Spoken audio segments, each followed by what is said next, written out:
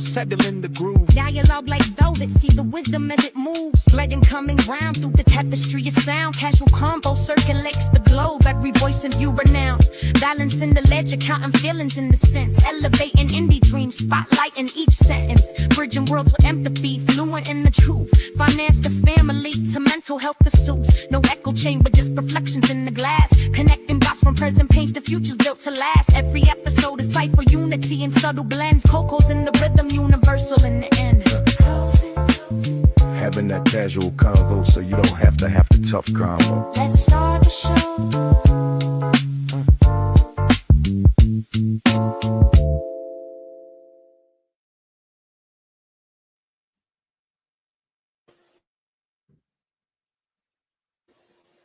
Hello, welcome to the Casual Convo Show, where we have conversations about topics that affect the community's personal and business relationships. We always have the casual combo, so you don't have to have the tough combo. I'm your host, Coco, and to my, I think she's to my right. To my right, we have Baltimore's finest, the best artiste, and one of my besties, the Jude. Hey, yo. Hey, yo. And then below me, we have the mayor of Asheville, Mr. King Paul. More than you can see. What's up, everybody? And then next to Paul, below Jude, we have Casual Convo's problem child, the troublemaker, Quentin Moore, aka Semantic, the iconoclast. Troublemaker, rule breaker, heart taker. Yes, I am. All of that and then some. Okay. Okay. All right, how y'all tonight? Y'all good? I'm fine. Okay. Great. So we got a lot to talk Knicks about. are playing. Knicks tape. Get ready to come on. Y'all better hope they got some different refs. Nah, man. Nah, Trump ain't there, so we can focus. All right, bet. All right, so let's we got a lot to cover tonight. Today we're going to be talking about the verdict of Kamelo Anthony, which is like a hot topic that's like causing a big debate, but also I think it's also sparking conversations that need to be had, and we will have one as well, and we will go into some other things. So more like an open discussion type thing, but you know. So, but before we start that, let's get into the mental health check-in. I guess I'll go first. It's short and sweet. My mental health, I would say, is good. Still, I'm not. I don't feel stressed. I don't feel overwhelmed, anything like that. So I will say my mental health is good. Who would like to go next? Go Paul. My mental health is about half tank. I'm all right though. Another day above ground, so I can't complain. But it's about half tank. I'm here. Thankful. Like what people say, I might be black and I might be ugly, but I'm here. I'm here. And we're thankful for that. Paul. Q. I'm sorry. Been I'm busy busy. all day. Been busy since 6 a.m. Having to rip and run, get stuff done. But you know, got an interview tomorrow. Got to do a P test tomorrow for another job, and you know, just about to try to get back into the swing of things because I got hired by the company. I just got to go through that P test, but I got another interview with another company that's potentially paying me more money. So this is the first round. So we're gonna see how that go, and then I'm gonna go take the P test, and then I'm gonna go out and do lift. But I got a question. Congratulations before your question. I'm excited for you. Appreciate it. Congratulations. It's contingent on the P test, but I know I'm good because I haven't, chiefed in like a month. I'm good. Yeah. Why? And this is not pertaining to anything, but we're talking about the Atlanta scene here. Well, is it gonna go into something before we want Jude to go give her mental health real quick, and then you come back? Yeah. Jude, you want to do your mental health check-in? Oh, my mental health good. I'm hungry. Don't mind me. Eat, dog. You need to cut it. You need to cut it. Hi, y'all. No, I ain't cutting it today, Paul, because I was cutting up last night with the cutting it. Go ahead, Q. My question is, and this is not anything about the LGBTQ, XYZ, whatever. But what I am tired of is the flamboyance of these men that act more of a woman than a woman does. Today, I had a dude dressed in all white, like you going to an all white. Mm-hmm. Like That what? there was a dude that was dressed in all white, and I had to pick him up. This dude smelled like lavender and Vicks vapor rub. Okay, and I'm like, all right, and the fumes were filling up my car. Okay. I'm like, dude, that's way too much. Whatever you got going on, I don't care about all that what you got going on, but you got too much of this perfume and all this lavender or whatever this is on. Smell like Vicks vapor rub up in my car. I'm like, I'm sitting here, like, what the hell is going on here? Why is this guy smelling like Vicks vapor rub? He might have to rub himself down. I don't know. Is that your question? Yeah. And I'm like, dude, I'm like, dude, we get it. You're flamboyant, but let's tone it down a little bit. Cause here they're wide open with it. I'm like, I don't care if you're wide open with it, but tone it down. We don't care if you're flamboyant. We don't care. Mm-hmm. But you acting more like a chick does. That's the problem I have with that shit. Excuse my language. You're acting more like problem with him being who he is. He's probably just being who he is. That's who he is. That ain't who he is. That ain't really who he is. That's like saying like a female. That's the same analogy. Like most people think that because studs dress like men that they wear a strap or they think they men, when a lot of them, is just some females who feel like that, but some women feel more comfortable in that style of clothes, but they most definitely understand that they are women. I mean, I'm not a gay man, so I don't know. I feel like, when it comes to smells, now we're gonna stick on the smell first. A lot of people stink. Cause I got in the elevator, and they just put the stuff over top. So if he smelled good, he probably just, a lot of people smell good. So I mean, he chose Vicks vapor rub doesn't smell. Wait a minute, hear me out. I'm a female who wear, like, right now, because of the bugs, I wear like a lot of eucalyptus stuff, but then I wear men oil mixed with my female oils because I think they smell good. And a lot of, who give me the most compliments? Men. They were like, damn, you smell good. And I got on a man's cologne. I got literally a man's oil or a man's cologne for real. Mm-hmm. So, I mean, just being who he is. Now, I did see another gay guy say, he too is sick of, because it was another guy was saying, like, he's tired of trying to outshine women. He was like, that's your problem. You're a gay man. You don't have to try to outshine a woman. And I kind of feel what like I'm getting at. Not all the time are they. There are some of them that do feel as though, oh, I'm better than a woman. I'm trying to outshine. But some of them, like us gay women, understand that they are just a gay man. And some of them are very flamboyant.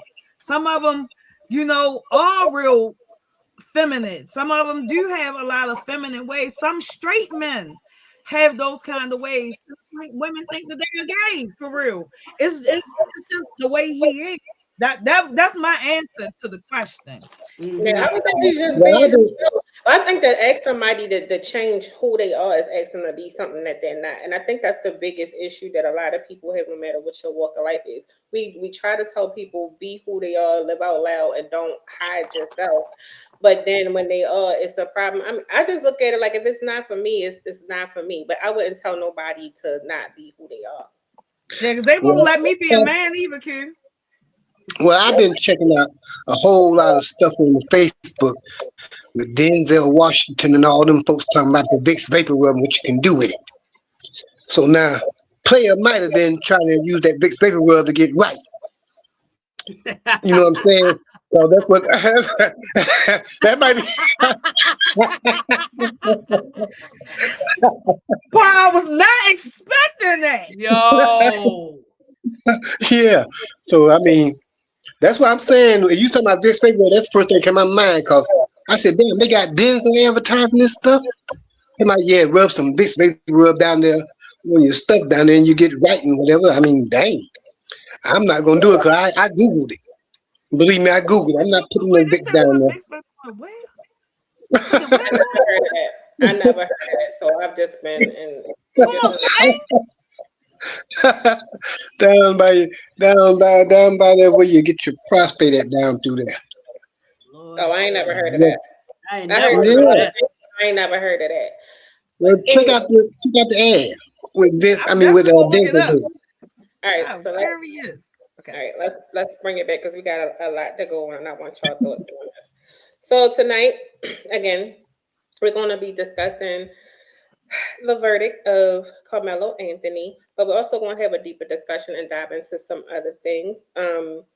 So I just want to start. So let's start with the verdict, and I'm gonna get you guys thoughts. So I'm gonna give some insight on what happened. So according to the case, if nobody knows, what we're talking about, on June 9th, 2026, 19-year-old Carmelo Anthony was sentenced to 35 years in prison after a Collin County, Texas jury found him guilty of first-degree murder.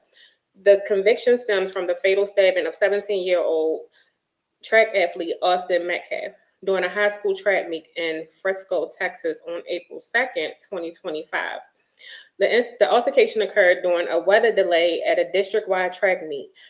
Anthony, a student at Centennial High School, sat under a team tent belonging to Viral High School, where Metcalf was a student.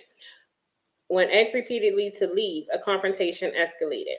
Metcalf shoved Anthony, who responded by drawing a knife from his bag and stabbing Metcalf once in the chest. Again, this is something from Google, so we all know some of the facts are not there. But during the trial at the Collin County courthouse, the prosecution presented over 20 witnesses describing Anthony as an aggressor who launched an unjustified attack. The defense argued self-defense, claiming Anthony acted out of a split second of fear. The jury took less than 3 hours to convict Anthony. During the sentencing phase, jurors rejected a sudden passion defense, which would have capped his sentence at 20 years, and instead handed down a 35-year prison term. So, being as though two of my panelists are off camera at the same time, I guess I'm going to start with Q. Give me your thoughts. It's an unfortunate incident. 2 lives were lost in this incident. The kid that got stabbed and the kid that went to jail. You know, it effectively ruined both lives. And there are no winners in this situation.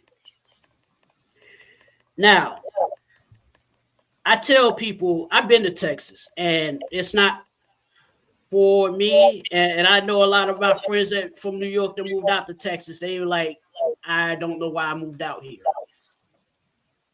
because there's a lot going on in Texas that's not good, especially for black men, especially for black people. With this situation, it's kind of touch and go. It's kind of touchy because we weren't there. We only know what we see on TV or hear in the media.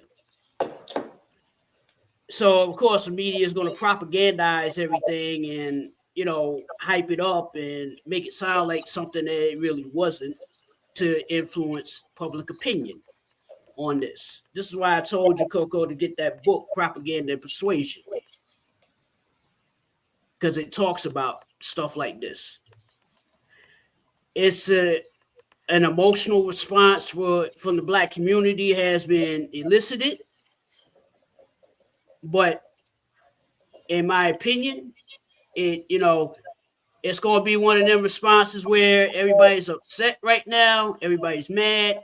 In about 2-3 weeks, this is going to be forgotten about. On to the next topic. That's just how it is, because everybody got their own individual lives. They come together for that one incident, and then 2-3 weeks later, they forgot about why they came together and they move on with life. I feel for that kid that is being put in prison, going through the system. Yeah, he was apparently bullied, but I feel like, yeah, he might have been feeling like he was surrounded. Sometimes you just got to walk away from that situation, because if that situation escalates, this is what happens. Things like this happen, and then everybody that's involved gets in trouble. Sometimes you have to learn to de-escalate the situation by walking away. But if you can't walk away, if he's being jumped, then yeah, of course he's going to defend himself. Because I've had that happen to me before. I've been jumped before too. I've had a gun stuck to my head before, and when the dude didn't pull the trigger, I beat the ever living tar out of this dude. No, I broke a few teeth, probably broke his jaw. Then years later, he want to forgive. I say, no, I don't forgive ever. You know what you did. If you're going to pull out a gun, you got to use it, because I'm going to make you eat it. And that's all I got to say about this situation. Okay. Paul. Hold on. Okay, I was on mute. I'm gonna tell you what. We don't know no more than what we've heard and been shown. Now, I cannot see this young man pulling a knife out just because you shoved him. There had to be more to it than that. There had to be more to it than that. Because if there wasn't more to it than that, then yes, he was probably wrong just to stab somebody for shoving him. But y'all not telling the whole story. And you definitely didn't present his side of the story. But see, that's the problem when we depend on this country's justice system. Because their justice is not for us. Their justice is to oppress us. I've been a part of their justice. I know. Their justice is to oppress us. I'm surprised, really, that they weren't trying to go for the death penalty of the young black man. Because this country don't mind executing young black kids. They're doing it at 14 and 15 years old. I'm sorry, somebody got something in the background. Do you got something on in your background? I hear Everybody on mute. We all on mute. We all on mute. Hold on for a second. No, that's Paul. Jude, you want to fill in while he going? Texas is racist. Always has been, always will be. Texas is racist. That's the whole point of why we can celebrate Juneteenth next week. Texas.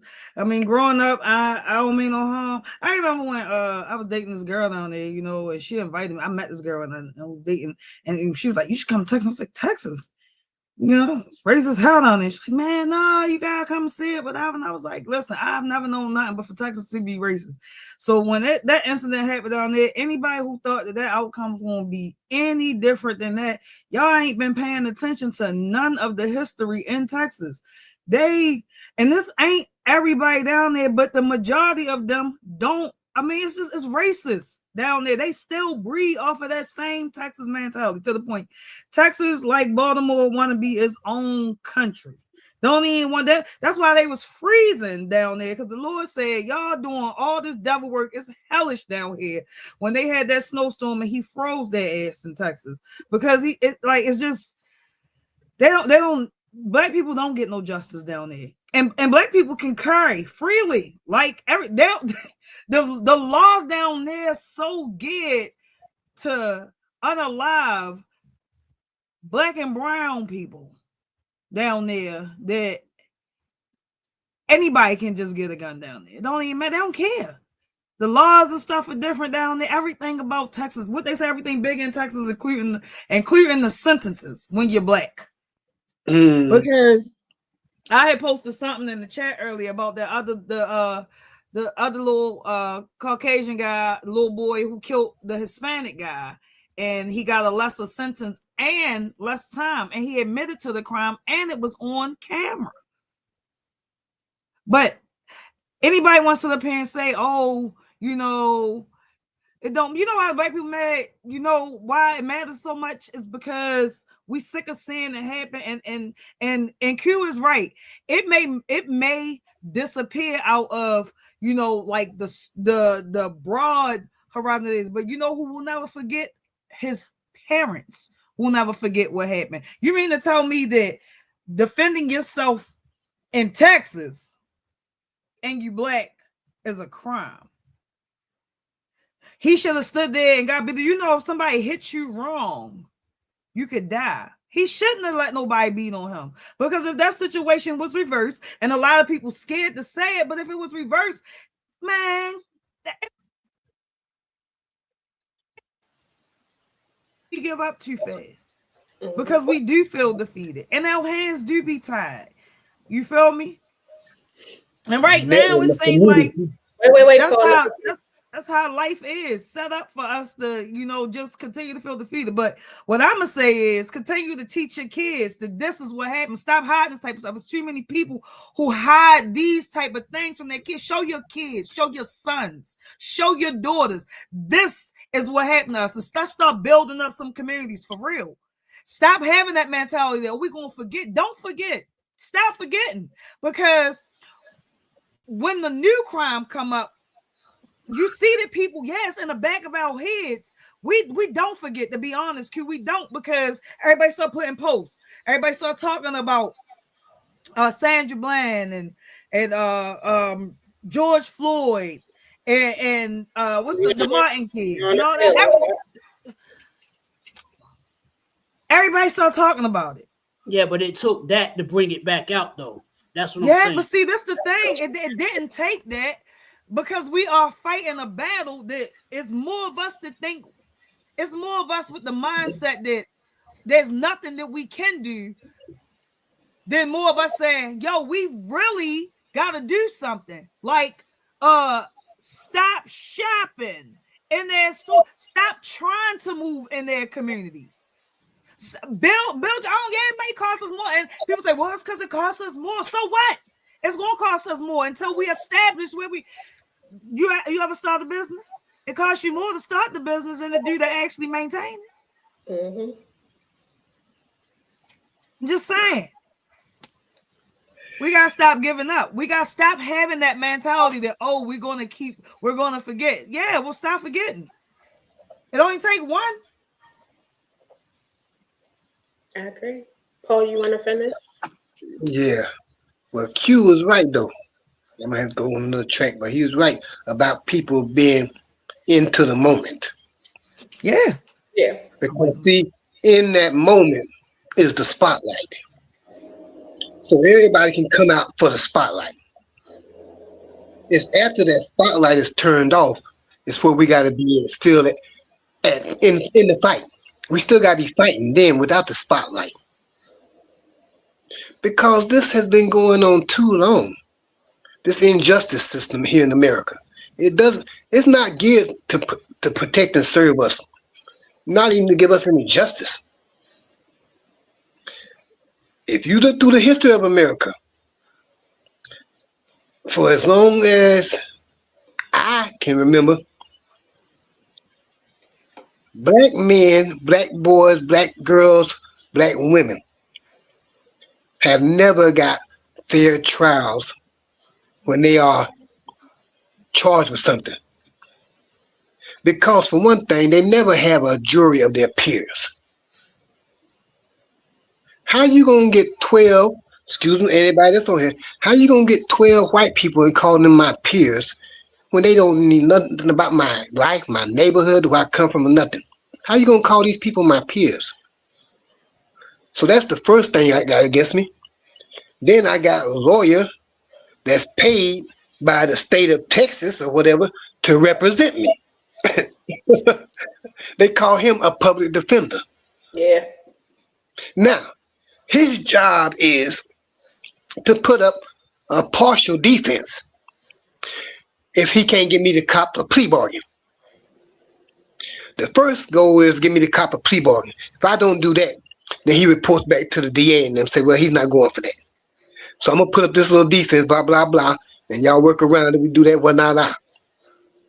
Because, believe it or not, when I got that 10 years for failure to appear in court, the DA, he was so audacious that he came in the back door of the court and gave my attorney a check before the court was even adjourned. He gave him a check. I hate that this young man has to go to prison for this. But as you said, the parents, the aunts, the uncles, the friends, the people in the community gotta let our young people see this and know this is what they're doing to y'all. Y'all see these young people being hung around here, talking about they committing suicide. This is what they're doing to y'all. People say, oh, well, we don't want to live off the past. That was way back then. No, that is way right now. That is way right now. Everything I done seen since I was born in the 60s is back right now in 2026. The lynchings, the injustice in the courtrooms. We can't defend ourselves. We got a leader that doesn't care nothing about the black people. Our rights are being stripped away right before our eyes. I mean,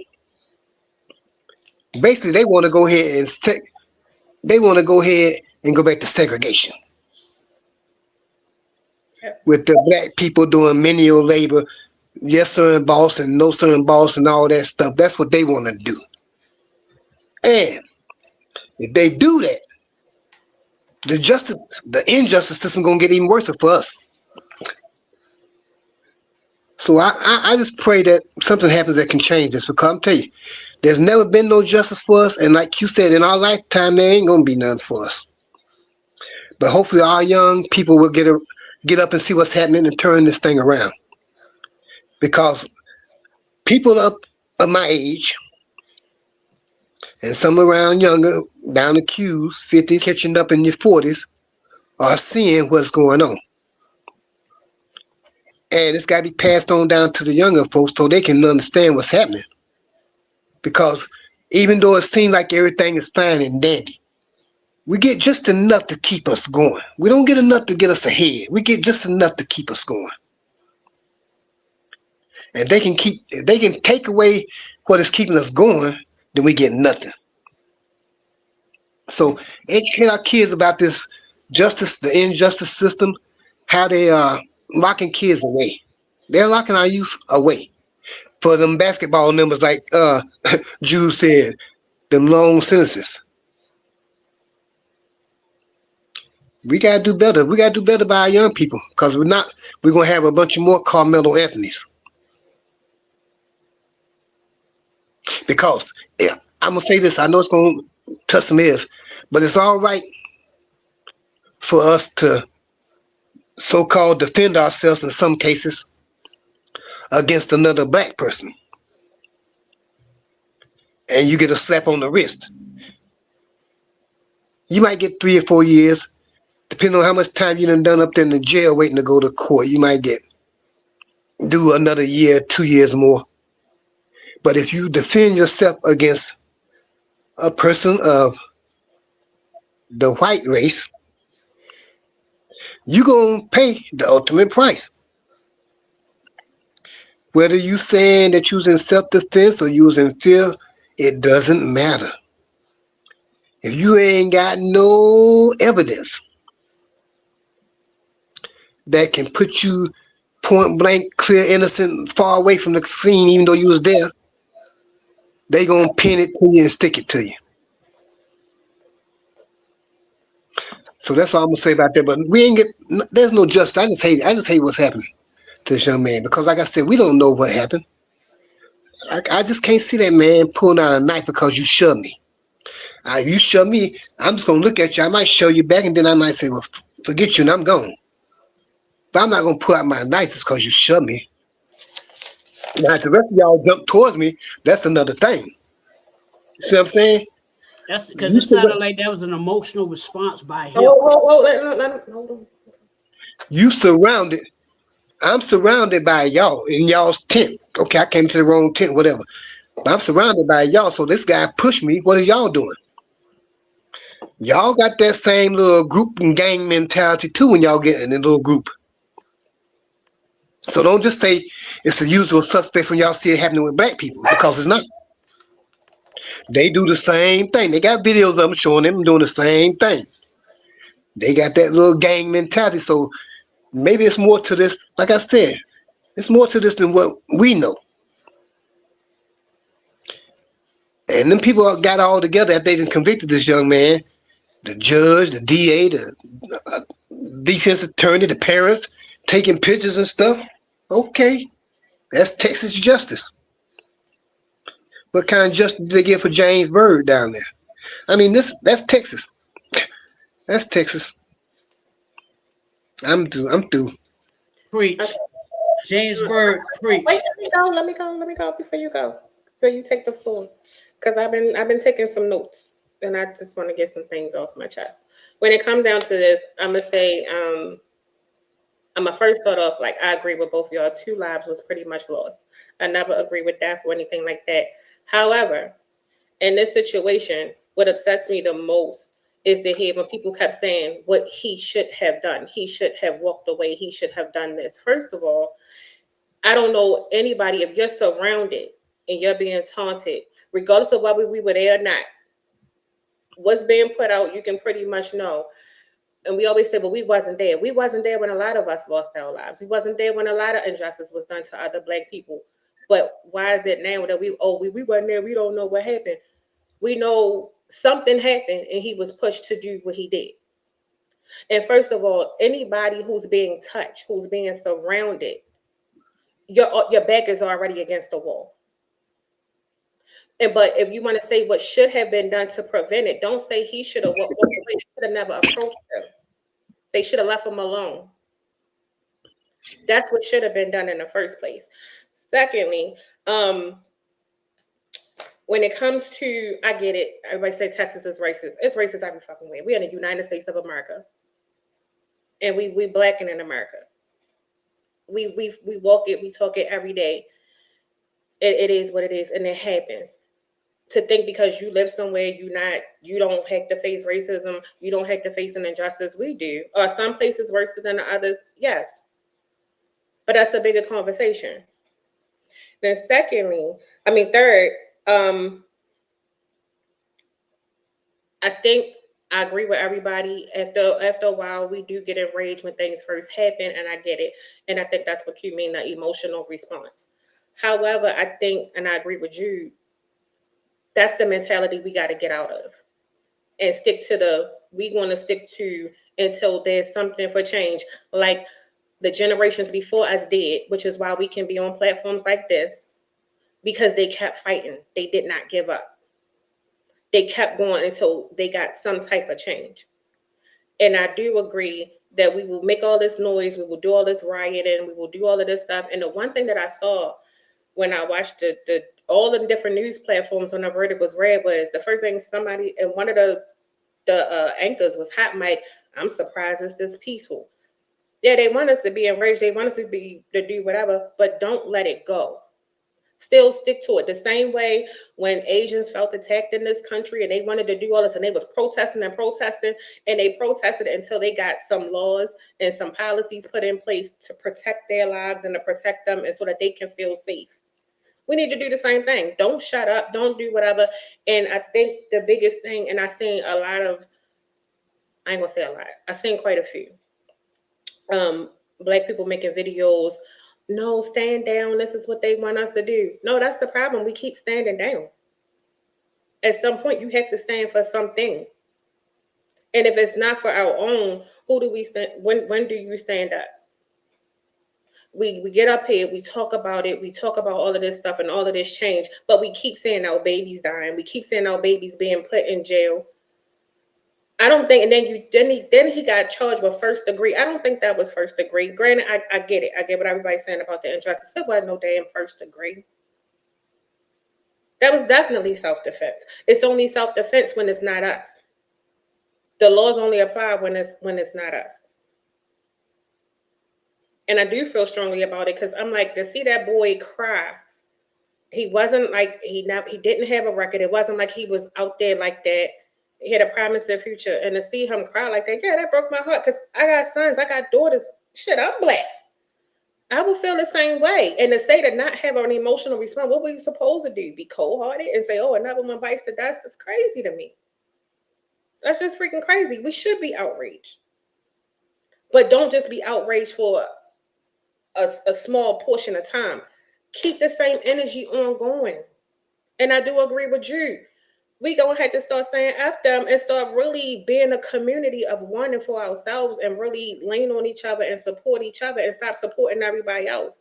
Because that's part of the problem. They feel like they can do whatever we want and they're gonna still get our money. We're gonna still do what we gotta do to support them. We gotta get out of that.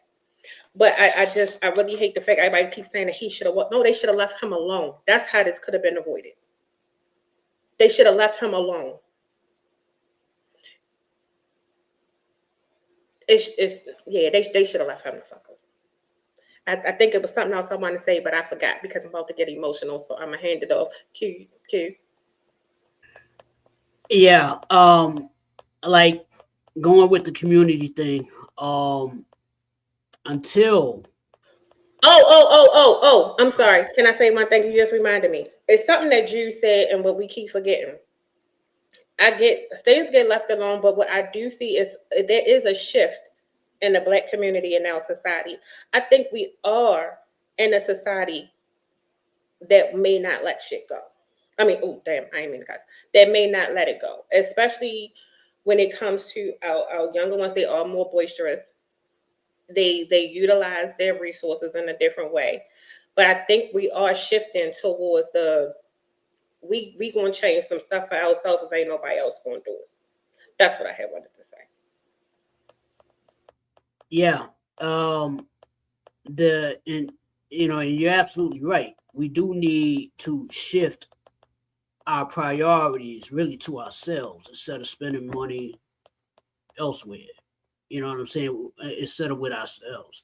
But until we get rid of the root, which is ego, because we're very prideful. We got to get rid of that ego to come together. This is why the 60s, the 50s and 60s, it worked because we were all on one accord.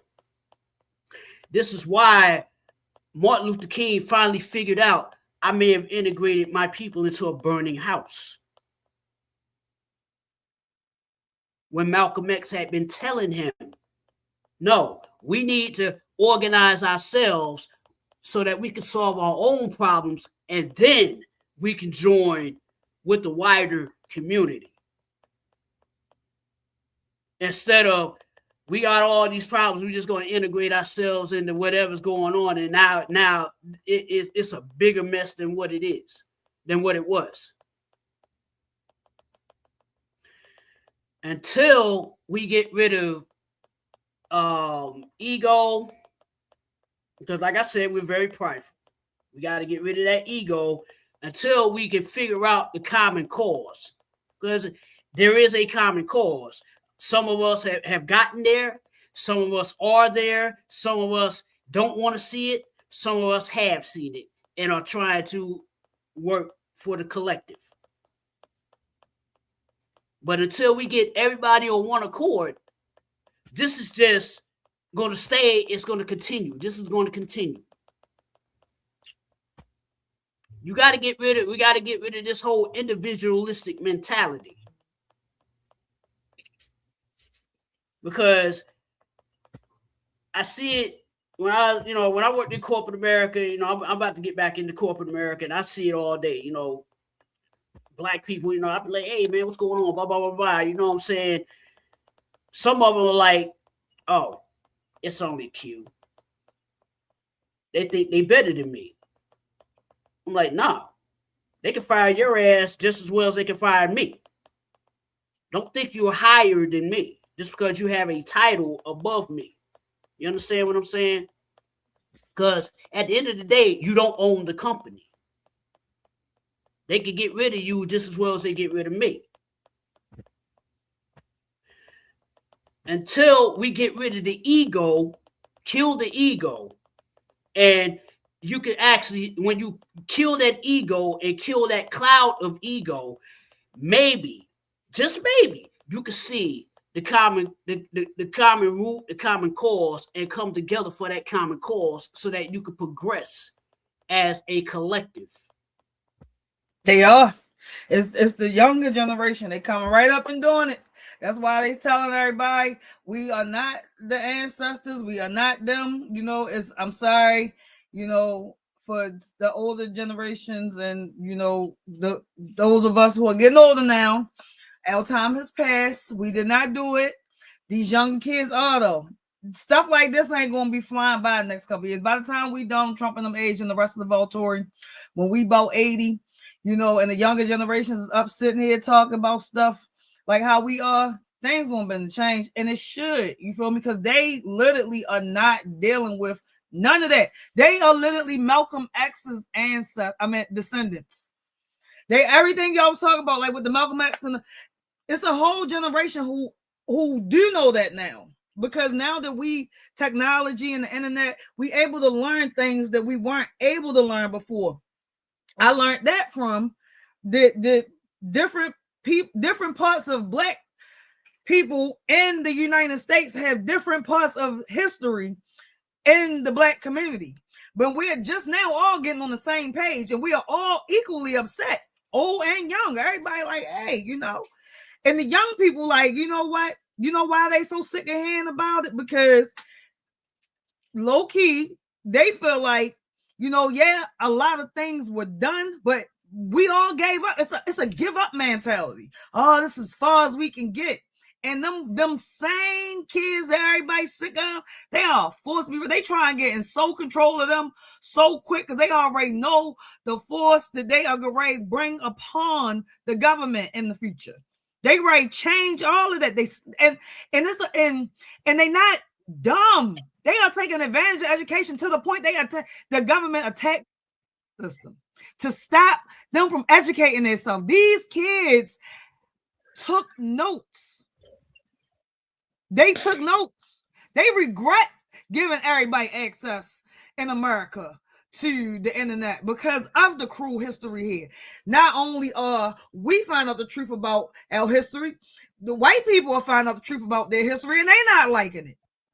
And then they trying to separate everybody like we ain't been, it's more than black and white now. It's black, white, brown, blue, green, purple, orange. It's so many different colors because they give everybody a color. You feel me? So all I'm saying is it ain't for us to change. Our generations have already had our chance. We didn't do it. It's coming though.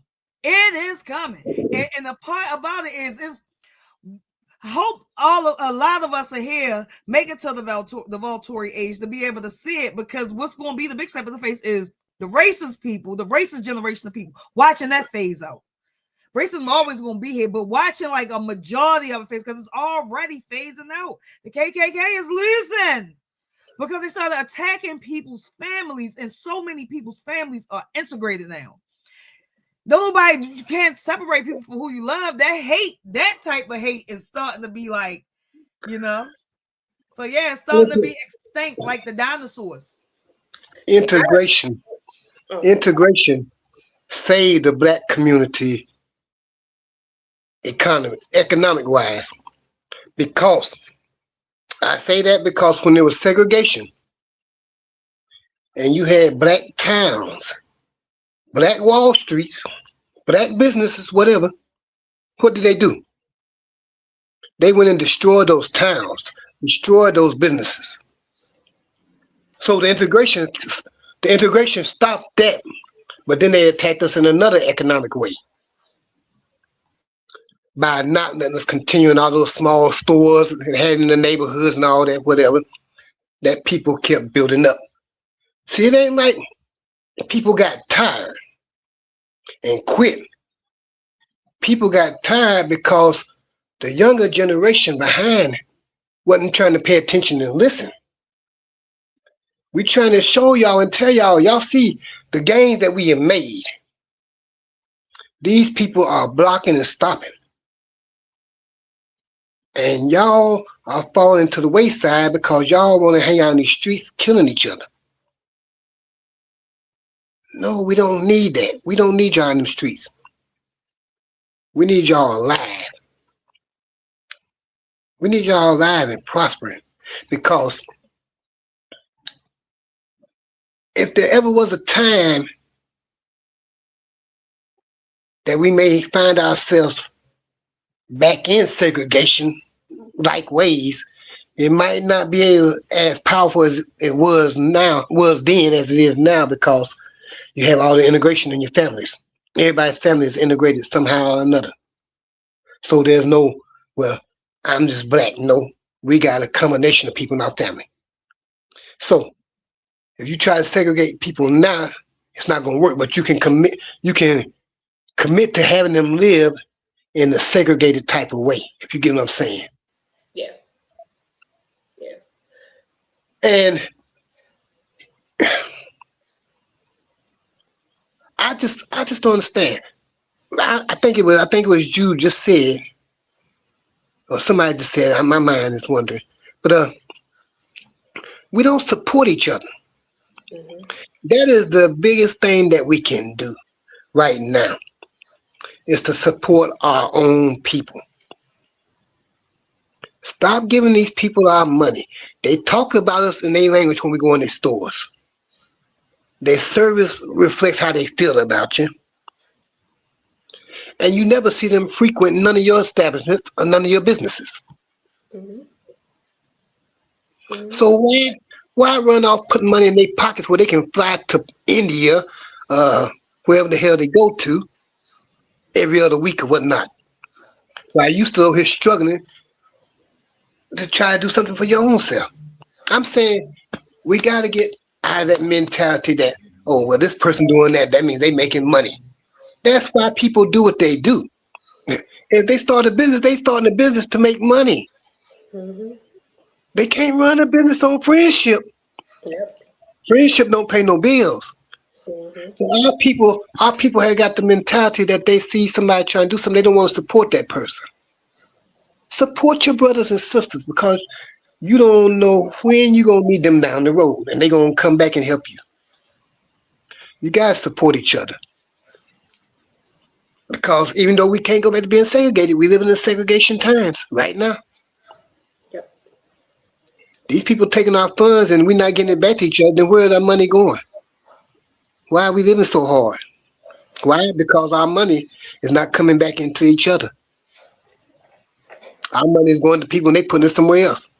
They ain't getting it back to us. That's the thing about the 60s, as y'all reflect. The 60s and the 70s. The black community invested in each other. Yes. The block here. The block here. I mean, they had all the black eateries, jukebox joint places, little after hour spot. I mean, you had the liquor store around the corner. You had the police department and fire department right up the street. But yet still, that was an area of commerce for the black community. Everybody in that community was getting paid. They wanted that property, so they came in there and got it. They used our own people against us to get that property. Mm-hmm.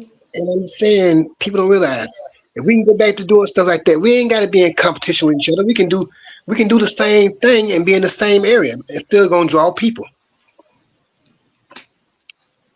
But first, you gotta learn how to work with your brothers and sisters. You gotta learn how to work with somebody. Stop thinking that people are trying to get over on you, especially people that you know. You see how they grind. Now you might see somebody that might be shady. Now you don't know what they doing, but you see people, you see how they grinding. Stop being so doggone selfish with yourself, because if you open yourself up to supporting others, you're gonna get more support and you're gonna build. Otherwise, we're gonna keep being pawns, led away to prison cells, taken away from our families, taken away from our communities, taken away from our freedom of movement. Because they can't imprison your mind, but they can restrict your movement. Yeah. We don't need that. That's it for me, Coco. All right, I think I want to go. It's a couple things I wanted to address that was said, but that was awesome. Something that you mentioned as far as like the younger people and them coming up and taking advantage of not only the internet, and they see, I think they see where we went wrong, but also it's also statistically proven that Black Americans have the highest graduation rate as far as like college degrees and are successful within those degrees. Um, then also, when it comes to the businesses and not supporting each other in the business, one of the good things, I don't want to say good, let me take that back. When that baby was murdered by that Asian person, and then you saw that the Asian guy saying, "Well, go ahead, don't support us, do this, that, and the third," and then you saw seeing people say, "Okay, let's boycott Asian businesses." But then you also saw a lot of Asians saying, "No, we don't agree with that. We don't agree," because they know the black dollar is valuable. We just got to see how valuable the black dollar is. And I do agree. I'm happy that I lived during a time where I saw and I was a part of a community where they were full of black businesses, whether your corner stores, wherever you had to go, and we all supported it. You supported each other. It was community. We helped each other. You grew your vegetables. You shopped together. You did all kinds of stuff. You looked out for one another. And I do agree that's something that we need to get back to. But I do agree with Jude that we do see a lot of younger people starting businesses, or that they're taking these classes for like business management and all of these things because they want to enhance their business, but they're also speaking up more about injustice, and they're not just folding under pressure and just saying, "Oh, I'm gonna just let it ride." They're actually standing 10 feet tall in it. And then we see it, you see it on social media posts, you see it on certain things, but they're also, I do agree, they're taking advantage of technology. We have a broader reach where, so technology wasn't, I mean, social media wasn't present like it was back in the day. So we do see more people that have these businesses that we can support. So not only should we boycott Asian businesses, all of them, like your Walmarts, your all of that stuff, they're black farmers damn near in every state.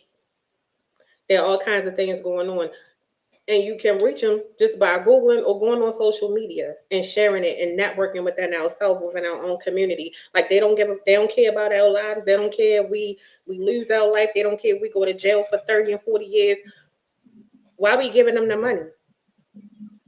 We gotta start hitting them where it freaking hurts, and that's the money. Because no matter what they do to us, no matter what they do to our kids, we still spending money. They still capitalizing off of us and our work and everything else. So when we say, yeah, it go away for a couple of weeks at a, we gotta stop letting stuff go. I'm tired of everybody saying, well, we need to let go. No, we don't. Black Americans don't need to let anything go. Even if we get quiet, we can still control spending, where we spend our money, what we do. And then if you're knowledgeable in certain areas, we are also a community that I hate that we gatekeep stuff and don't want to give knowledge and resources to our neighbor or somebody else. Stop gatekeeping. Give up the resources. We can all win together. That's the problem. we are the only race of people in this country that want to see each other, that try to hold each other back. Yeah, we come together in times like this, but one, we got to stop fighting with each other and stop killing each other and grow together. We can't grow if we constantly going at each other throat and at each other neck, because we got situations like this. Ego. That Yeah, plays into the ego portion, what I was talking about earlier. go ahead. No, go ahead, kid. That plays into the ego portion of what I was talking about earlier. Um, until we kill that ego, nothing's going to change. Period. That's all I got to say about that. We got to kill the ego. That's the biggest point. That is something that not only us as black people, as white people with huge egos, as Asian people with huge egos. That's a human condition. Okay. Until you kill the ego, nothing will go forward as you would like for it to go forward. Nothing will progress the way you want it to progress. We have such huge egos because of we feel like we in competition with one another, right? Oh, little Ted got the Benz. I gotta go get the Beamer. Ted got the Benz. I got the Beamer.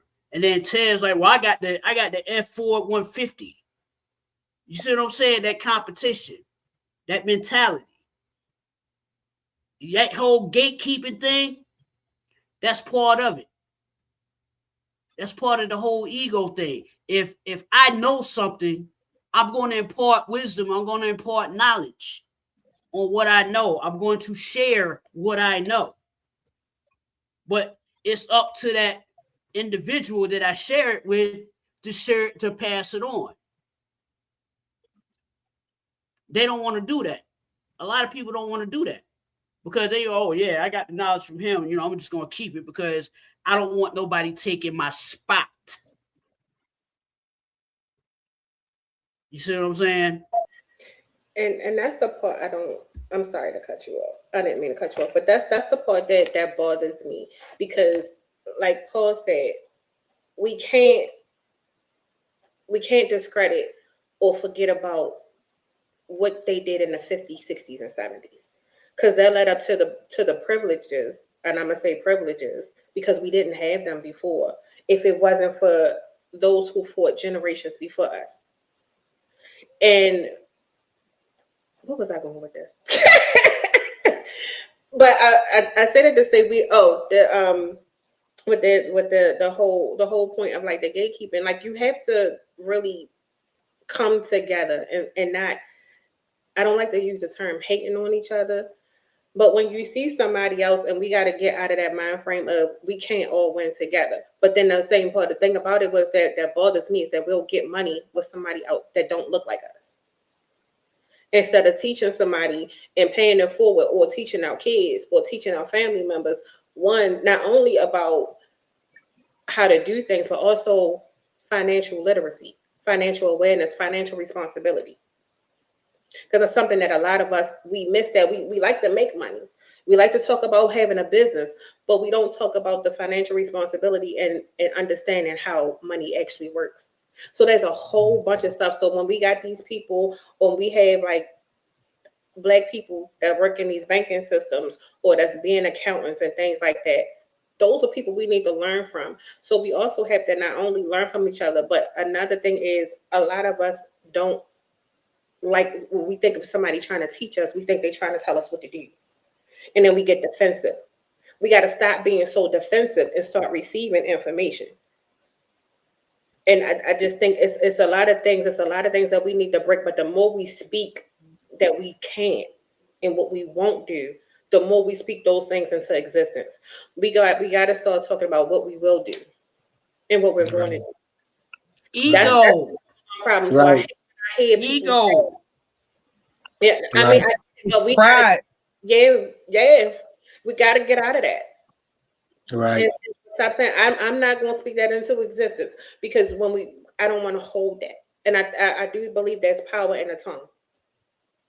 There's a lot of I power in be- I definitely want to see my people get together and get on their feet, all of them. I'm telling you, man, because there's nothing more beautiful than seeing your people doing good. Can I Not say just, I'm sorry, Paul. Can I say one thing about this comment? They said, but Coco, the black leaders and officers sell out our communities as well. So we got to stop depending on them. Because at the end of the day, we vote them in. That's number one. Two, if they ain't doing it, we got to still do it for ourselves. It's a lot that we can do as a community. And also, we got to make changes in the vote. So we can't blame them. They sold us out, but we vote them in and we keep voting them in. It's a whole lot of work that we need to do. I'm sorry, Paul. Agree Go. with it. no, Stop you depending know, on them because we put them there so that we can depend on them. So that's the whole purpose of them being in that office, like getting voted. The thing we need to stop being afraid of, which I don't think we need to stop being like we start being more like the government. When they want somebody out, they get them out Yep. by any means necessary. We as a people need to be more efficient about the rights and stuff that we have, I guess, because they trying to take those away from us too. So we need to figure out a way to stand as a people to stand against, but I mean, hey, well, I don't know. I don't like it's like we tried a lot of things. So it's like, what's the next step? Go We to got war? And nobody like that's like it's crazy because that's what it seemed like they're trying to do is like they already started the race war, but it's trying to get to the point where like they'll have reason to just like start. I don't well, know, just throwing people in prison, throwing people. It's crazy, killing you off. You can't go into the stores and touch nothing. You don't want to drive while being black. You don't want to do anything while being black because you are a criminal, regardless. Like you are a criminal. It was a video that went around with a undercover FBI agent. Police intervene, walk up to him trying to get him to get out the car, bust his windows out and stuff. He's in the middle of an investigation because he's black. That's why you did that. Like you get sick of it. You get sick of seeing it. And it's not that people give up, it's just that people fight to the point where they block the black community from moving. They feel like we had to stop participating in the peaceful protesting. You don't hear about the nothing real bad going on at the peaceful protesting since black people kind of set out of everything because they make everything about us seem so aggressive. It's like we do need our own communities, but the moment we start building up black communities, you got the black people talking about gentrification because you see other people moving in too. Well, y'all moved out as soon as they offered black. I know around here, as soon as they offered black people some money, everybody packed up all their houses, sold them off, and moved on out into the counties. And it's like, I don't know. I even seen one thing where they were saying something about his family, Kamelo Anthony family, got money or something, and they did the wrong things. But I didn't really follow what. I ain't gonna lie, I didn't follow too much of the case because I just did not want to be disappointed. Because I knew once it was Texas, it was going to be like this. Like it's just was just the outcome for Texas. I just did not see anything other than something like this coming out of Texas. However, I hope that they do appeal the case. I hope that they do try to get him a lesser charge, and I hope he do get less his time overturned or like less time or something. I don't know, man. Yeah. I'm just tired of saying that baby breakdown broke my. I ain't gonna lie, it broke everything in me because all I could picture was. But I do know that they did say that they were going to appeal. I hope they get a different counsel to do the appeal. I just hope, yeah. But I pray for the best in that situation. I'm sorry. Can I just say this real quick? Go ahead. I did not know that it was an all white jury until like all white and Asian. Like, yeah, and that's the crazy part. Like, how in America in 2026, the middle of 2026, do you say somebody had a fair trial and they are you don't have at least one person of their own race on the jury. I don't care if you black, I don't care if you white, I don't care if you Asian. How can you say somebody had a fair trial? He didn't. He didn't, and it twisted It, a lot of the evidence, and there's some things that was not supposed to be let in. The judge let it in at the last minute to convince the jury to do that. And this is the same jury that passed down that whole freaking sentence. Everything about this was completely unjust because they didn't want to have a hung jury. if the roles was reversed, and if it was Lil Austin that was the one who stabbed him, he would have got off scot free. Just like y'all saw that Asian man get off scot free for shooting that baby in the back. And Well, that I was keep and that wasn't that's why I said all of these states is corrupt when it comes to our lives and yeah. LP and everything else. It's everywhere. That is America completely. Like you Yeah. say, not just Texas, not just South Carolina. That is America completely. You got to realize that we live in a country that dropped a bomb on black people. Yeah, in Tulsa. They No, did. I'm talking about more recent than that in Philadelphia. Yeah. Oh, They dropped the bomb on the Yep. black people up there. Yep. That was I more remember recent. that. I remember that. I forgot about that. Yeah. Yeah. So I mean, what else can you expect from these people? What more can you expect? I don't know. I don't know too many more ways to say it. Justice is not just for us. It's going to take us to Justice is just not for us, not their justice. yeah. And they they want to keep things integrated. They got to keep it integrated. I don't know why I say want it, but they got to keep it integrated because they know they got some black people in their family. That's probably they so mad now. But anyhow, they got to keep it integrated and still keep us living segregated. But if we unite and get our people into these places up here where the decisions really being made, we might have a chance to change stuff. Mm-hmm. We might have a chance to get back in there and change stuff because people don't realize back in the day there were black senators and representatives in these towns of ours. Yeah, there was. And they would hold town halls, and they actually was in the community, and they knew the residents of the community by name. I remember Yeah. that. Yes. It wasn't just for a photo op. It wasn't no. You actually saw them. They was holding stuff in the community. They was for the community. They was for the people. They might have been still a little Mhm. corrupt, but they made sure the community had what they needed. Well, So yeah. I mean, that's what you gotta do. You gotta take care of your people. Because if you don't, like what, if you don't take care of your people ain't gonna be wanting to care about you. They don't care nothing about you. But I'm saying we got the mentality, the people. Cause like I said, I've been around for a long time, y'all, and I done seen it, and I see it coming back, and I see the young people there stepping up and getting everything together. But we gotta get more of our young people away from these streets and let them see this too. We gotta get them out of the streets because see, you don't hear nothing about a whole lot of gang shootings and none of that stuff no more. Everything else, they still going on, but now the news is on Trump. Everything is on about what Trump got going on. So we still losing our youth out here in these streets. So we got a long way to go. We got a long way to go. Black Plus, owned. let me say this. Plus, with that POS sitting in office, he's emboldened a lot of these people with that mentality of being racist, right?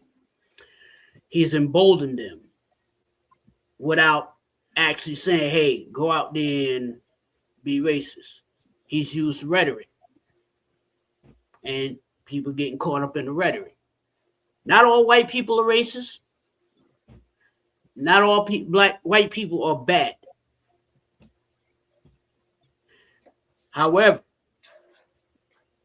those that are racist, those that believe that rhetoric, they're getting emboldened to want to commit thing atrocities against us. They're like trying to hold us back and whatnot.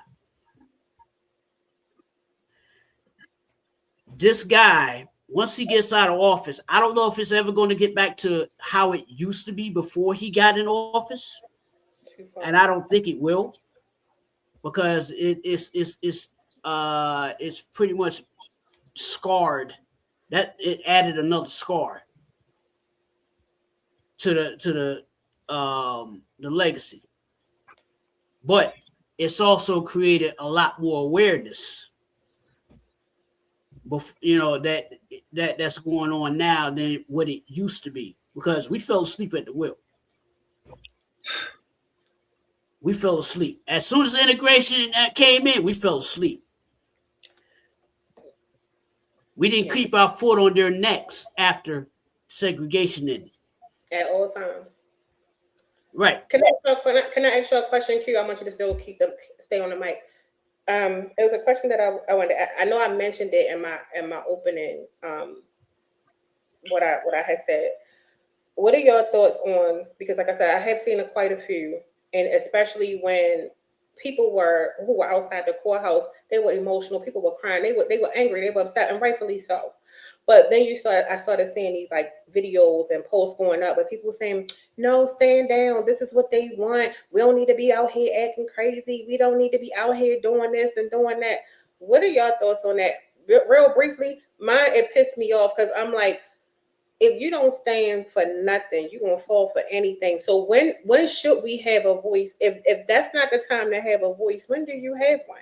And I feel like it's people like that always want to silence us. And you still saw some people that were there saying no, no, no, and trying to, be like this diplomatic. And nah, sometimes you can't do it. We need to Malcolm X it. It's simple. You got people that are afraid of dying. You have it. This is what the revolution is all about, right? There were people that died during Malcolm X, Martin Luther King time. All right, but they fought for what they believed in. Nowadays, not so much, because their mentality is, well, if I'm dead, who's gonna take care of my kids? Or, if I'm dead, how am I gonna pay my car note? Or if I'm dead, I'm gonna miss the Knicks game, and blah blah blah blah blah, yada yada yada. In order to make a sacrifice, that's a huge sacrifice, to believe in something so fiercely, you're willing to die for it. Not too many people are willing to die for that cause. Not too many people are willing to die on that hill. They talk about it, but are they really about it? Yeah. Paul. Period. Oh, I'm sorry. Were you finished? Oh, go ahead, Paul. A real lawyer should have stepped up and went down there and represented that young man. Yep. But see, you got people like Ben Crump and them, all they doing is chasing behind ambulances. I said it. I'm going to stand by it. That's the kind of cases these high-dollar lawyers are chasing after. When y'all should be down here representing people that need legal representation that aren't getting it. And most of the time, it's black people that aren't getting the representation they need. I don't know if they done restricted lawyers to pressing where they live at now. What I know back in the days, lawyers could go from state to state or whatnot, and they would represent people. You don't hear that nowadays, so I don't know that. I mean, I'm saying it's all right for the public to step up, the public people, not the big wigs. But I mean, it's going to take the big wigs along with the public to get things moving, because the public can only go so far. With all they protests and whatnot, it's going to take the bigger wigs to make some things happen. And if our big wigs ain't willing to get on board and help fight against the bull that's going on, and it's been going on. It's gonna continue going on. But if they not willing to step up and fight against it, we're gonna continue being on the short end of the stick. So yeah, I feel like they should have protested down there and say, hey, we're gonna gather here tonight. If we don't do nothing but hold candles and say y'all was wrong. Y'all know y'all was wrong. Y'all Well, done lynched this young black man. I mean, y'all done lynched yet another young black man. Not with a rope, but with your incarceration in y'all's state work facilities, state ran work facilities, taking their lives, utilizing their time to make you money. You called it free labor, but your taxpayers are paying y'all for it. So not only are y'all taking people's lives from them, y'all robbing your taxpayers to pay for taking their lives. It's a dirty game dealing with the government. Texas. This happened in Texas, J. But yeah, hey, that's I you was gone, Coco, but I said yeah, they should have got down there and protested. They just stood in the front of the courthouse with candles and shouting. I mean, saying his name over and over again and saying They y'all were. did us wrong, no justice, whatever. You know, No, they were. that would be good. Immediately after, one lady broke down and cried. I mean, and it was so Yeah. wretched, but it was so many people. It was very emotional. Um, of course, the sisters was out there. They was doing their thing. The brothers was too. But then you had on the other side, you had like his supporters, and then you had Caucasians, pretty much, of course, getting in people personal spaces, trying to be combative, trying to push that envelope to try to push violence. And what I do like was the support that they were like, no, we're not going to touch him, because it was like you could tell they were trying to provoke to get him locked up. I think only one person at that time had got locked up like immediately after, but it was one particular guy, and but he had on a whole flag shirt, and you could see he was wishing, because he wanted to see everybody go to jail and go down for him. They were trying to entice that. But what got me was, even with the people protesting and having signs and saying all of these things, you started to see different posts go up, and then I started seeing, like, from black people, like, don't they need to stop and just go home. No, y'all be the problem. People like that, for me, in my opinion, is the problem. You want to silence when it's time to speak up, because you'll just fall for anything. Those Well, I be the don't feel like problem. I don't feel like that. I do think that they should have started going off. I don't think they should have rioted. I think they should, but I don't think that's the time to step up. Paul made me, realize something, and it was like, yeah, where was everybody at, right? I'm echoing. Like, yeah, where was everybody at, right? Like, what's his name? Bill Crooked. What's his name, Paul? Bill Crooked, right? Yeah, Bill Crooked, right? He Ben Crump, Ben Crump, and oh, I was on mute. Ben Crooked. So Ben Crooked came, first of all, he only show up when he think money is Yeah, involved. And yeah. where was like no bull crap, right? This is why, like, I remember when I was growing up, I wanted to be a lawyer, but Baltimore City played around so much with our school system that I was one of them ones who kind of got, played around with the system. But anyway, where was the lawyers? Where was the black community? Where was the black community when this black man needed our help, needed y'all help? You feel me? Like, where was the black lawyers when y'all seen and talk? Why didn't a team of lawyers get together? You feel me? Why don't teams of lawyers get together to fight the government? Because y'all knew it was gonna lose in Texas. Yeah. Who picked that jury? Why did all right? And I will say this: because I know it was GoFundMe's and things. Why wasn't the lawyer purchased? Those are questions I start asking when I find out he had a public defender, because I didn't know that. Why did he have a public defender? Cause did he have a lawyer? Because I keep hearing a public defender. I don't know. But he should have had a damn team with all that money that was donated to that family. Now I do feel sorry for them, but we gotta start taking accountability of doing stupid shit or trying to save a buck. When it's a serious situation, that money was not donated to make y'all lives better. It was donated to help that little boy make sure he had the best team put together.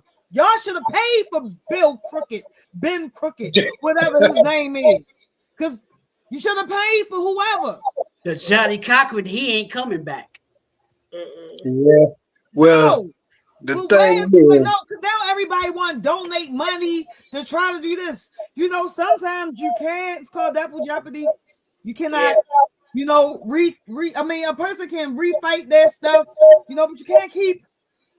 He already been charged. He only can get a lesser charge unless they find proof that that boy did not do something. Well, he You already know, admitted to the stabbing. That's clear. They had video. They had video of it. So he definitely did it, but they also had video of him getting jumped though, because it was exactly. an eyewitness. It was several eyewitnesses to that, and it was not just the twins. It was like 4 or 5 of them kids, and No, one but of the they other said he kids was went over. No, they made it seem like the ones who they called the be a witness who took the stand.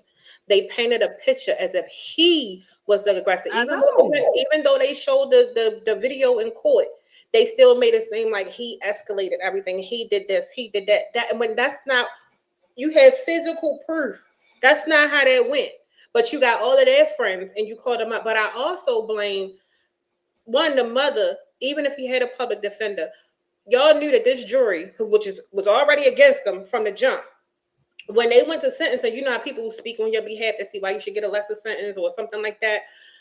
Y'all only call like the mother. Where was the rest of the community? Where was like his why y'all didn't have more people there to speak on his behalf It wasn't a fair trial at all. at all? What I hear and the little clips I because the saw. people already knew.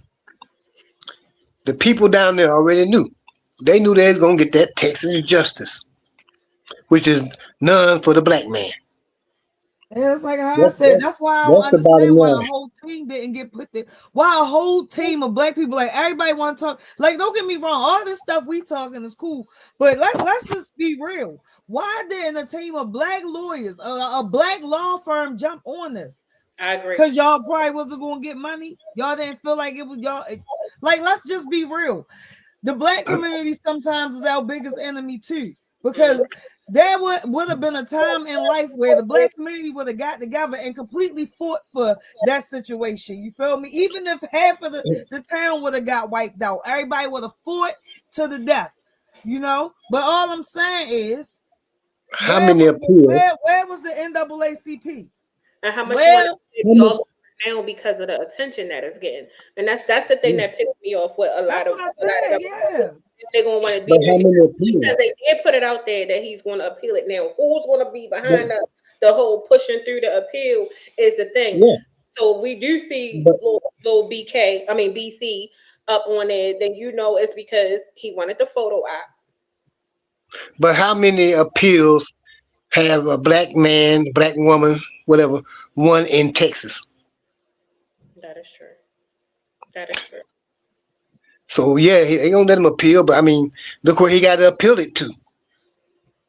Yeah. Because I don't think there's been too many black defendants winning appeals in Texas. I might have to Google that later on and check it out and see.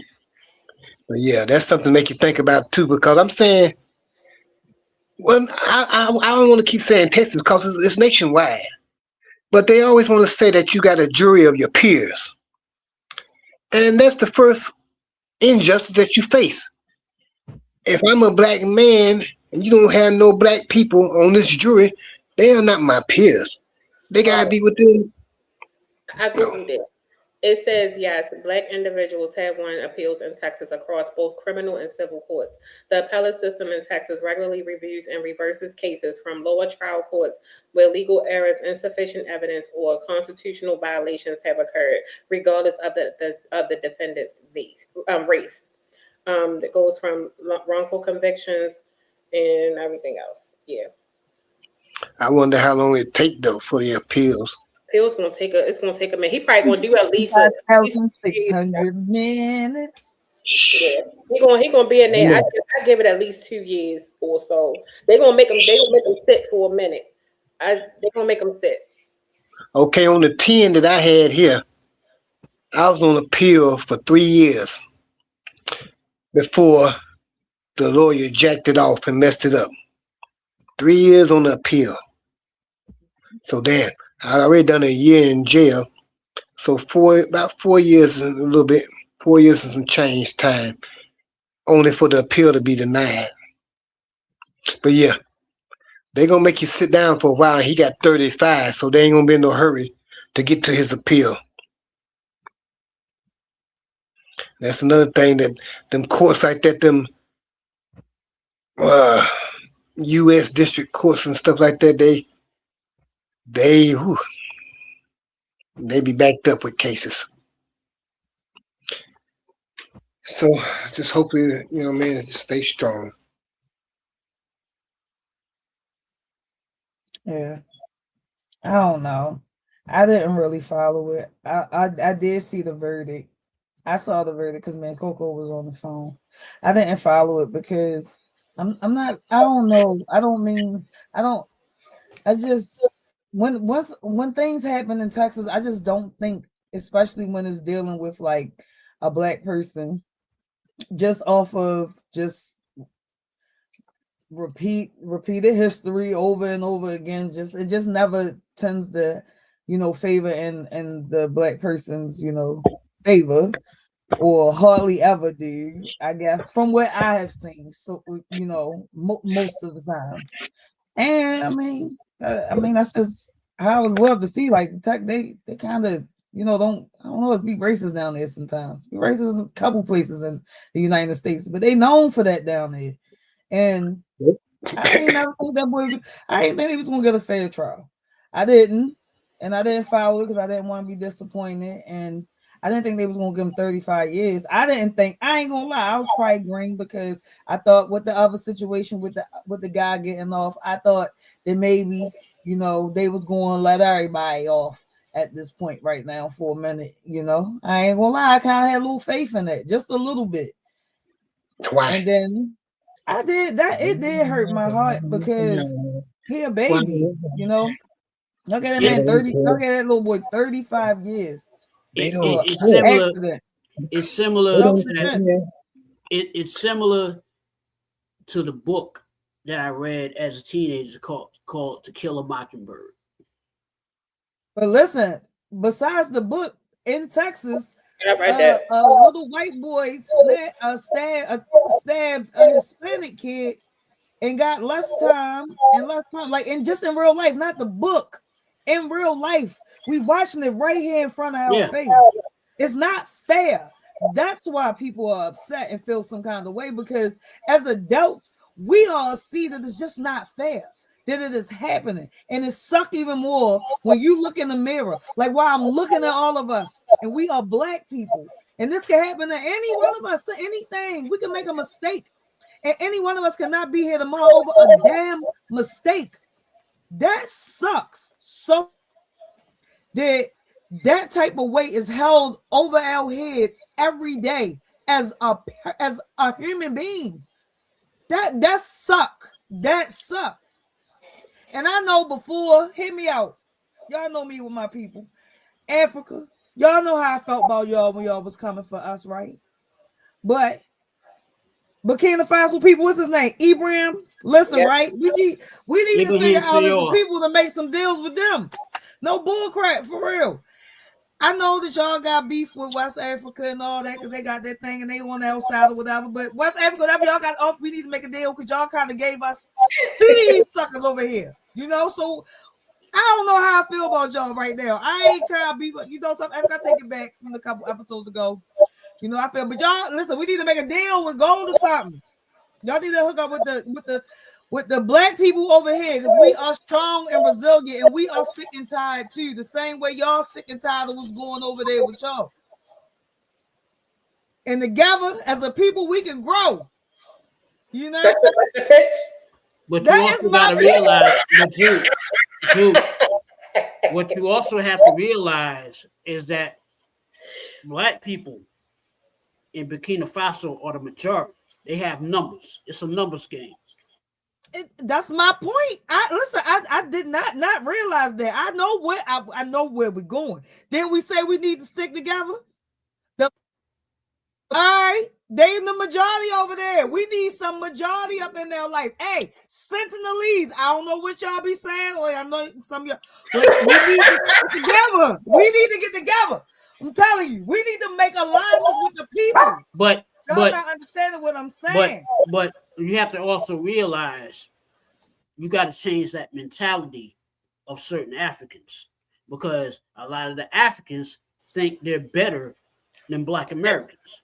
And they side with the Caucasian people, and they think that they know what's best, and that we don't. Yeah, Trust me, I know firsthand, because I just went through it and I witnessed it, and they feel like they are superior, and if they team up with them, they think they're going to win, not knowing they will take them down just as quicker than they will do. They learning. They all learn. No, they not, because they think, because when they come over here to get them beat, because you got to understand, when people come over, no matter where they come from, Africa, Asia, wherever, when they come over here, they do get certain privileges when they come. They give them housing, they give them business, they give them money. So automatically they already think that's how they start these businesses, and they do that, and they send it back home, and that's how they get their before Donald Trump. And they do all. No, they still doing it now. I witnessed it. But at the end of the day, but when it comes to us, they still, no matter what we do, now what they do, they like to, they done learned from our government how to capitalize off of our hard work, but they still want to call us lazy and as if we're beneath them. And so the mindset is as if that we're still less than. They don't see us as equal. And it's I hate to say that, but it's true. And if I didn't witness it myself, I wouldn't have believed it. And a lot of times they might like us, they like how we look, they like to do what they do. But when it comes down to respect and the thriving part of it, they don't see us as on their level. They will team up with the people before us. Yeah, now I'm well aware of that war. We done had that, because they was on some stuff. They was all over the TikTok, man, disrespectful. But what I'm saying is, I'm realizing ain't all of them. And I'm talking to the man with the master plan about unite. You feel me? We need to make, listen, why y'all worry about the Africans not like it? If y'all talk about the white people that ain't never liked us either. We used to this. What I'm saying is, all we got is our story, for real, honestly and truthfully. Yeah, all we really got is we just gotta get it together. Yeah, but we ain't got no land. We ain't got where we gonna go. We need to make deals, so we need to figure out. Listen, and I think the first place to go is where the goal is, because the goal matters. I mean, what y'all want to do? Y'all want to get the oil first? Who we gonna talk? Who we gonna talk to about the oil? We might got a better chance with Abib in them than we do Africa and the Indians. I'm sorry. You know they are over there at the same place though. Y'all like around the corner from each other for real. I would say go with who actually understands the black. Now I ain't gonna say understand the Black American, but don't actually look down and honestly see. But it's just other places. We gotta stop trying to partner. I don't think anybody understands the Black Americans. I don't even think that. I think we the Eastern Indians do not care for us. I ain't talking about them. Oh, okay. I thought that's what you were saying. We say Indian. No, that's a difficult topic to gather around, because there's so many different perspectives, opinions. Nobody's going to come to an agreement on anything, because again, everybody has what they call, their own ideology and their own ego involved in this. Until we find a common ground, it's going to continue. This trend is going to continue in a downward spiral.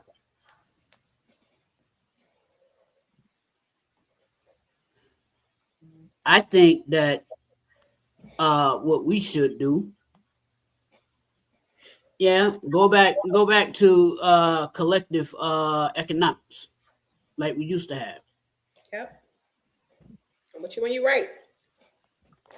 But that's going to be kind of difficult because of what?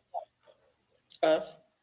Us, aka ego, We gotta pride. start setting trends though, because what I've noticed, we gotta make it. We gotta make our own trends and make it a thing for it to be catchy. Because it seems like if something trending, everybody will roll with it. Yeah, yeah. Hey, Coco, I you mean, keep TikTok. freezing. Are you freezing on your end? No, Okay. I Hey. mean you're right. We need, to set a trend. I mean, hell, TikTok got all these trends, and we follow all these stupid trends with dances and stupid challenges. Why don't we try to set a trend, a positive trend? Oh, they ain't ready for that. They're not ready for that. Unless it involves us dancing, simping, doing just stupid things like, hey, I'm gonna fall off the edge of a cliff and see if I can land on my feet, challenge. This is what is going to continue. Period. You know what's funny? I mentioned that. Remember a couple of weeks ago when we all got called stupid on YouTube for holding our own communities accountable and not going with the status quo? The first thing I ask the same people is, it's funny how we got so many views, so many comments because of negativity or people wanting to go against it or if they felt like something was wrong of accountability. But whenever I do a show on supporting businesses, our businesses, or whenever we speak highly of what we need to do for unification within our communities, we'll get them same comments. And I asked, I said, thank you for your, I was telling all of them, thank you for your comment, but I hope y'all keep this same energy when we trying to uplift and support the same way we trying to educate y'all on how we can hold ourselves accountable because it starts with accountability first. We got to understand where we go wrong so that we can get it right. And we're having those tough conversations. But when we sit there and when we do something positive to show to bring us together, y'all go quiet. You want to know why they go quiet? Why? Because A, they don't know. They don't want to sound stupid when you put them in their place. Number two, they really ain't about that unification until everything gets unified. That's when they want to jump in. They'd be like, yeah, it's similar. It's similar to sports teams. I call it the bandwagon. Everybody pro black till it's time to be black. That Everybody want to part. support black until it's time to really support black. That part. All of that. You nailed it. You nailed it. Completely nailed it. Well, unfortunately, I don't have a choice but to be anything but black. She So about I to love it. I love it. Shit, fuck it. Man, would you want to be anything else? Well, we already had that conversation before. No, I would. Yeah, we know you want to be. What is it, Polynesian? I don't know. I hope I come back. We dope as a mug. I don't care what we. When it comes to creativity, we are beautiful people. We have so much personality, and none of us are the freaking same. No matter how much we try, we like the dopest people. I would not want to come back as any other race or culture of people. I wouldn't.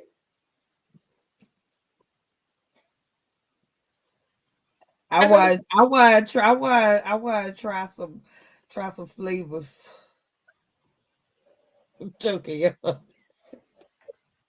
I ain't say I want to be part. I told you I was part Asian. Tell y'all that tonight. Y'all know I'm something that some of them.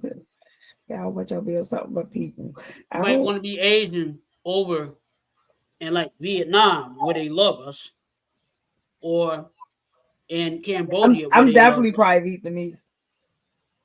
or Thailand, where they love us, or maybe in Japan, where they kind of do love us. I can see me being Japanese. Say that with a face, straight face. I'm sorry, y'all. She gets on my fucking nerves. Did she just say that with a straight face? Y'all lie. I slide with this stuff every week. I'm probably Vietnamese. Girl, no, you was not. You was black. Well, they're Japanese. I'm probably Thailand girl. I'm telling you. Look at What? me.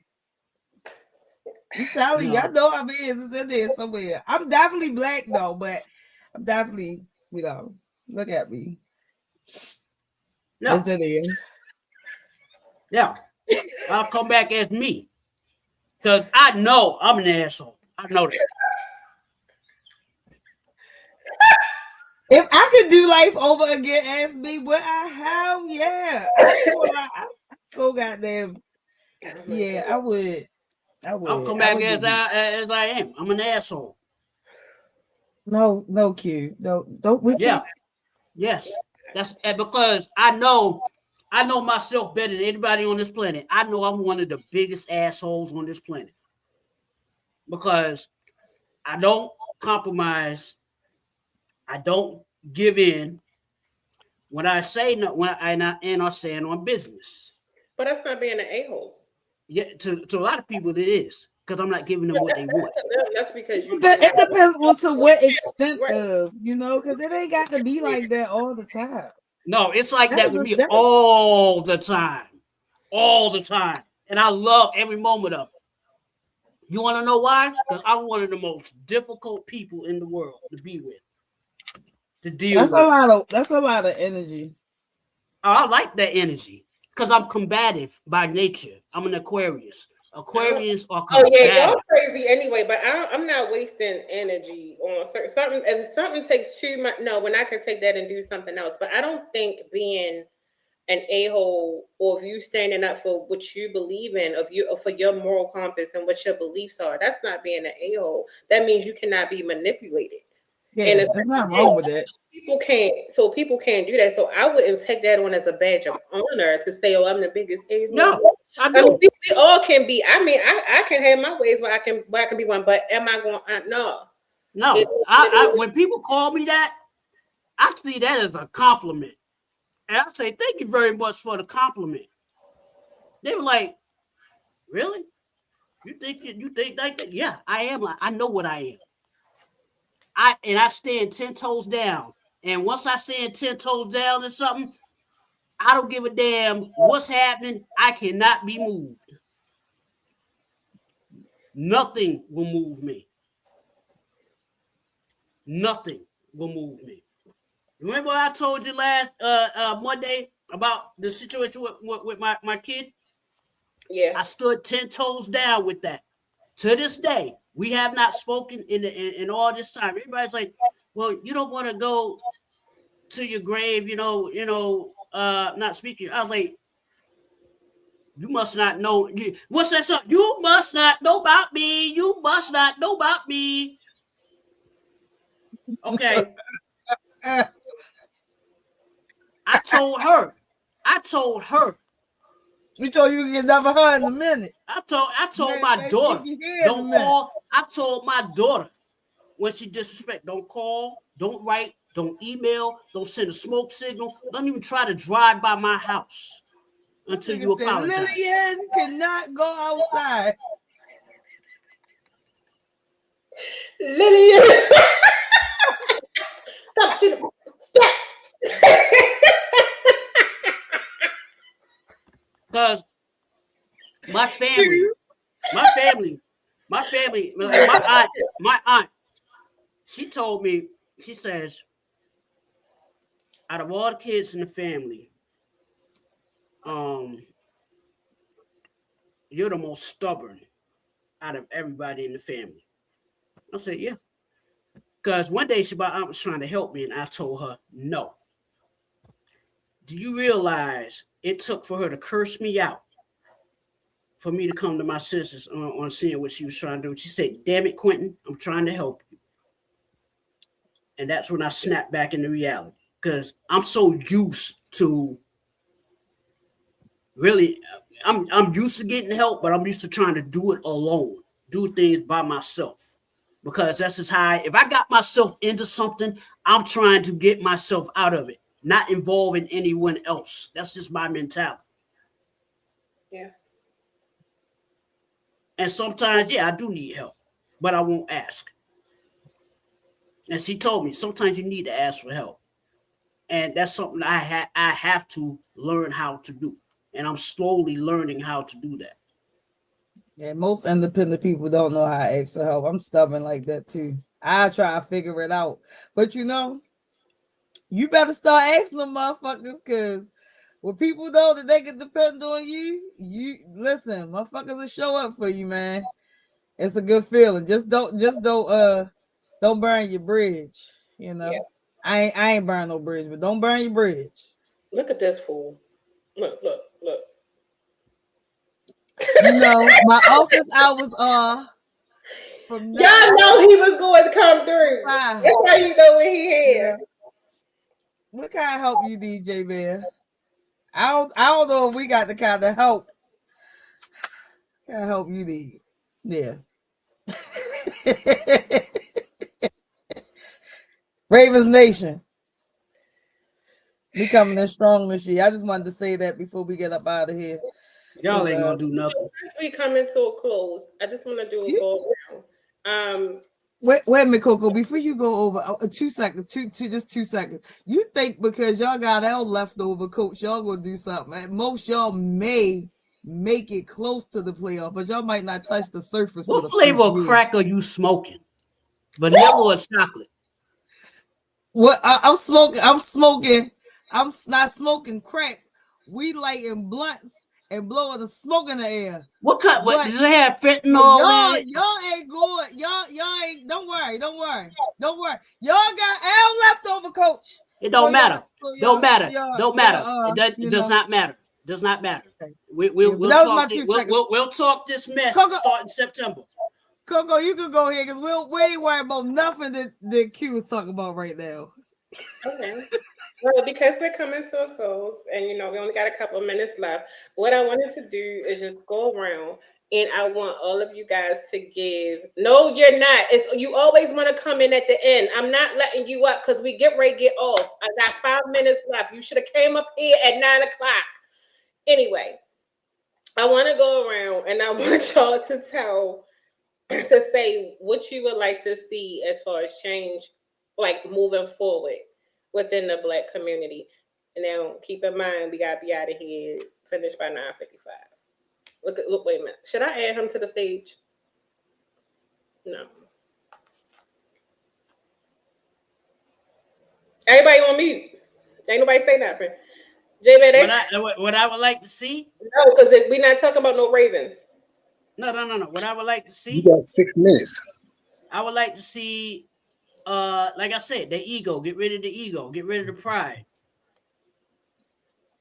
That's going to be the toughest task out of anything to try to get us united and stop all the gatekeeping, like you said earlier, Coco. Period. Get past the fear of standing up for yourselves.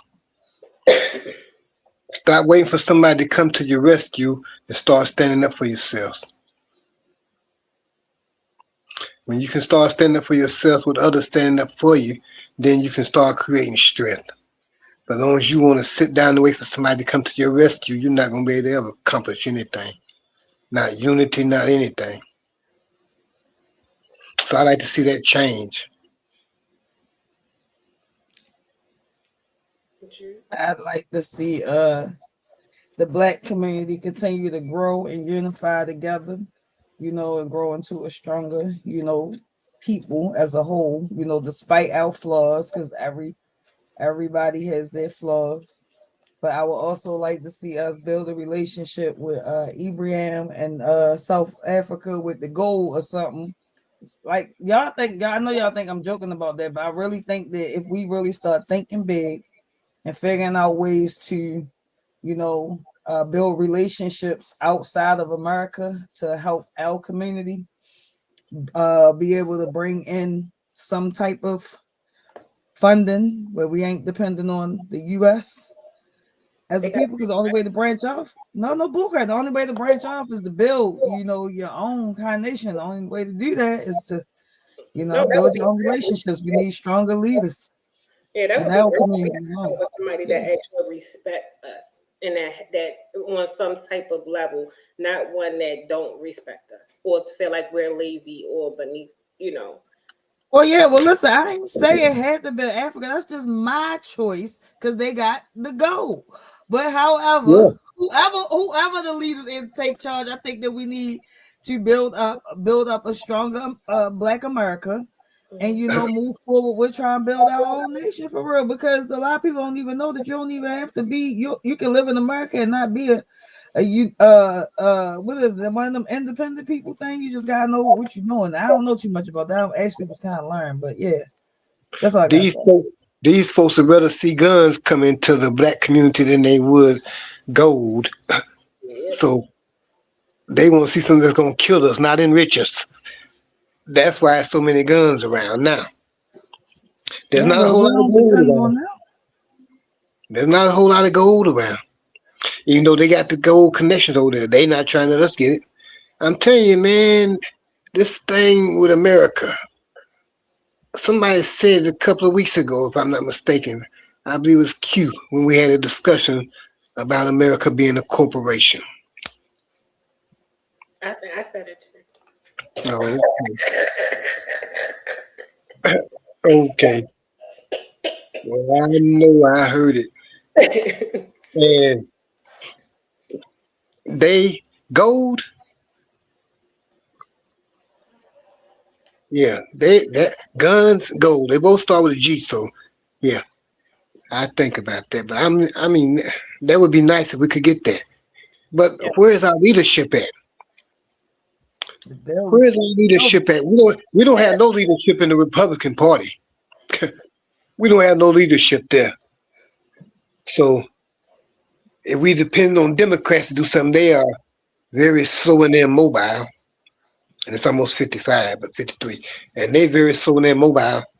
So who else do we have that's up there that can make connections for us?